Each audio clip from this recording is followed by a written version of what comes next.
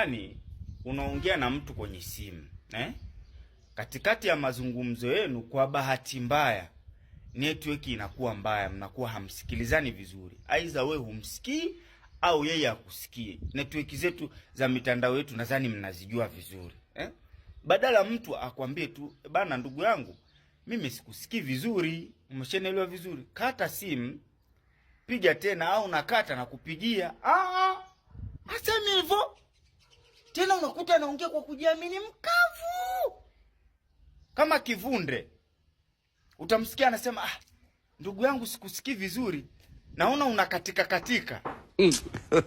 Wewe na katika na mkatikia nani? Na wewe unaongea na mimi kwenye simu, umeonaje kama mimi nakatika katika? Kwa mimi ni mtu wa katika nani, nakatikia nini? Nakatika wapi? Wewe umeona mimi na kiuno cha katika? Ina maana katika kuna kitu nakatikia nini?